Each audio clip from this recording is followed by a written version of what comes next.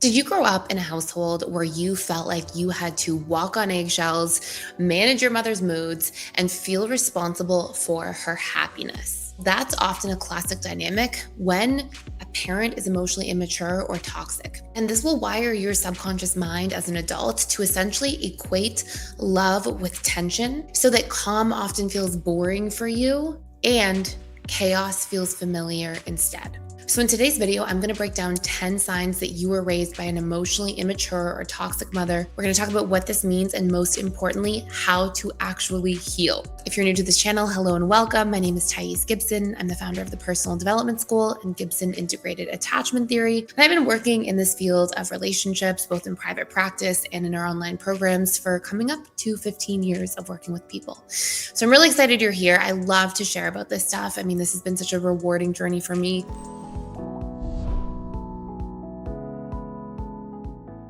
Now, I'm going to be honest. If you landed on this video, you may be bracing for the future projected guilt you feel when you think of your own mother in a negative way. You might already feel like, oh, I'm curious because you think this might be you, but you also have this feeling of guilt at the same time. Like, what if I do think this is me? What if I am thinking my mother is this way and then I feel badly about it? And that tells you a lot about your current conditioning because it's okay to explore your childhood from your own perspective instead of always instead worrying about what your mother or parent is going to think. So toxic, we're going to refer to in this way as emotionally immature, narcissistic, volatile, controlling, chronically invalidating. This is what we're going to put under the dynamic of toxic.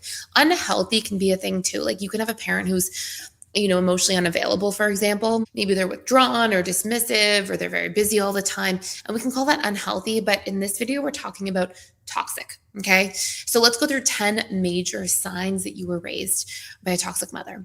Sign number 1, love felt conditional. Okay.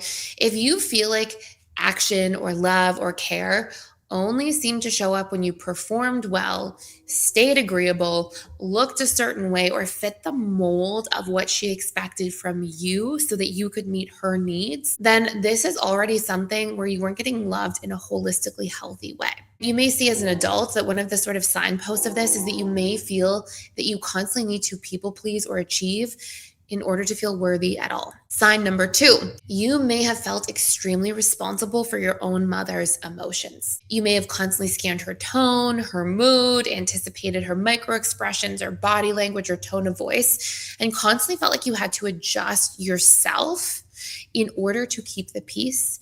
And again, in order to meet her needs. And as an adult, this will usually cause you to be chronically people-pleasing, worry a lot if you see other people being upset, feel chronically guilty all the time, even if it's not your fault. And you may feel like you're the type of person who constantly has this pressure to manage other people's emotions around you. Sign number 3, your feelings in your own childhood were chronically minimized or even made fun of. And this is something really painful for a child to grow up in if they feel like they need their mother for this sense of connection and safety. And instead, they feel like their mother's laughing at their emotions, kind of downplaying or deflecting, even saying, oh, stop being such a crybaby. You're so sensitive. You're fine. And just kind of laughing it off. This will, as an adult, often cause you to be the type of person who struggles to trust your own emotions and to trust your own intuition and who second guesses yourself because so much of your conditioning was such that you were told your emotions are silly. We can't take your emotions seriously. And our emotions as human beings are our internal guidance system. They're going to let us know when something's out of alignment, when a need is unmet, when a boundary is crossed. And so if you chronically have learned or been conditioned to distrust your own emotions, it's going to cause a lot of confusion for you as an adult. Number 4, and this is a really painful one, honestly, for a lot of people. If you felt like your mother kind of competed with you to be the center of attention or compared herself to you as a child. If you felt like your success or achievements triggered some sort of jealousy or criticism or sudden withdrawing of support from your mother, then you're going to end up being the type of person who feels like you have to chronically dim your light, or you feel anxious about being seen. You're like, okay, I have to literally shut my light down, not take up too much space, because if I did, there was a subtle form of punishment that happened, whether it was through jealousy or comparison or criticism or withdrawing of attention or support from your mother. You may think, okay, if I take up too much space, then I'm going to get some sort of punishment for that. And that will cause a lot of dysfunction, honestly, and fear in adult relationships. Number 5, if there was a lot of emotional whiplash that happened. If you grew up in an environment where you had a parent who was really warm one day, then super rejecting the next day, and so you just never really knew where you stood. It was like you felt like you had to walk on eggshells a lot. You weren't sure what was going to be accepted about you or what was going to be rejected. If you felt like you were always reading between the lines and you just felt confused, then as an adult, your subconscious comfort zone becomes inconsistency in relationships. And you're frequently waiting for the other shoe to drop, waiting for something to go wrong, waiting to be punished for something you can't predict or understand. And you may feel like you're bad all the time, always feeling like you have to prove your innocence. And this really brings me to point number 6, is if you got punished for everything under the sun. So if you had a parent who constantly took their anger out on you, then you're going to have this huge I am bad wound as an adult. And what this looks like is, let's say your parent was having a bad day, so they would just get really flustered or really angry with you for like spilling something or, tripping and making too much noise or laughing too loud or these types of things. Well, if you get punished for things that are just human things, like it's normal to be a child and laugh or to make a mistake sometimes or to knock something over, if you got more severe punishment or more projection of anger onto you for those types of things, then you get wired to think, okay, I'm going to be punished for anything at any given moment.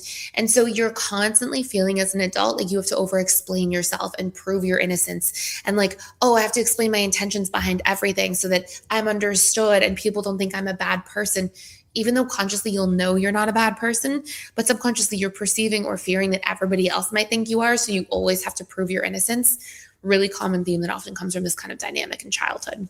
If your boundaries were punished, so if when you said no to something or you felt uncomfortable with something, if you were sort of diminished or judged or shamed as being selfish or dramatic or ungrateful for things, this means as an adult, you're going to struggle to set boundaries without, again, over-explaining or people-pleasing. Number 8, if you were parentified. So if you had to become the adult as a child, you may have been your parent's therapist or mediator or caretaker. And sometimes this is parentification in a very instrumental way. So like maybe you have a parent who was struggling with alcoholism and you had to tuck them into bed and bring them water when they were too drunk, like things like this that are very instrumental where you're physically taking care of them. But a lot of times it's also emotional. And there's a lot of enmeshment where you feel like, okay, you have to just constantly make sure that you change yourself and be hypervigilant in your environment, not just for yourself, but to make sure that your mother is okay. As an adult, you may love a good project or somebody who's wounded, and you may actually feel uneasy being the one to receive support because it could even feel very foreign to you. If you want to do a deep dive into this, you get to keep the attachment styles and intimacy course for life. It's all about attachment styles, each of their patterns around sex, intimacy, closeness, bonding, the things that cause them to want to pull away and that they fear and that you should watch out for, and the things that they like and enjoy and appreciate. So I'll put that down below as well. It's a free gift just for a limited time. Our next one here, number 9, is if you felt like your mother controlled your identity. So this is a really common theme for a lot of mothers. It makes this sort of along the narcissism spectrum, but you may have had a parent who's going, okay, this is what you should believe. This is how you should feel. If your feelings, beliefs, or needs didn't line up with your mother's, you may have found yourself trying to literally change how you feel internally in order to fit into this box or paradigm that you think has been created for you. And as an adult, it's going to make you feel confused about who you truly are. It's going to make you feel guilty for being the type of person that chooses yourself. It's going to make you feel like you're not sure what you want or if you're allowed to want what you want.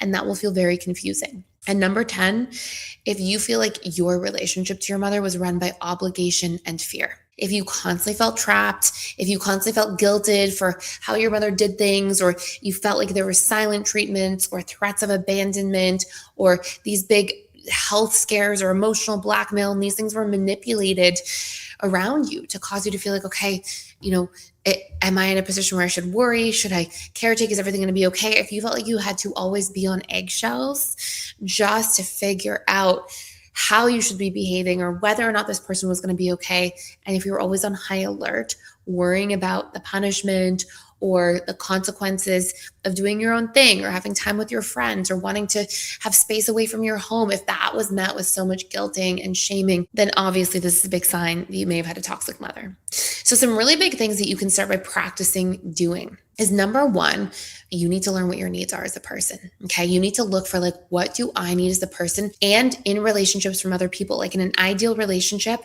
what would that relationship have? Would I also be supported? Would I also be validated? Would I feel like I could be comfortable and safe being myself? Would I feel like somebody is accepting of me? And I want you to actually make a list, like literally write mom. And under that list, all of the deepest unmet needs that you had from your childhood. And then you have to become your own parent. You are going to heal when you start meeting those needs on a daily basis in relationship to self. If the need is validation, for example, sit down and write out 3 daily wins that you're proud of yourself for. If the need is that you never felt seen or protected, then you're going to start protecting yourself by setting your own boundaries. You're going to start seeing yourself through journaling, through meditation, through introspective work.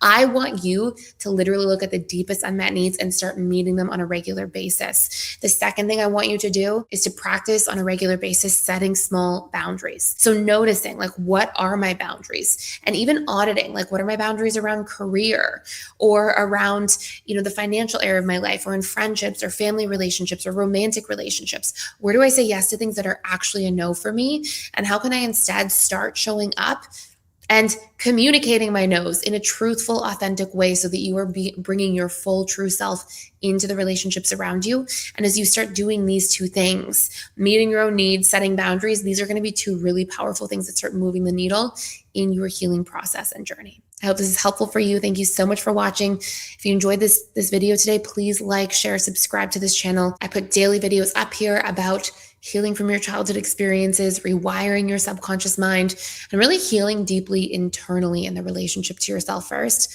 And I would love to have you as a part of our community. Thank you for watching.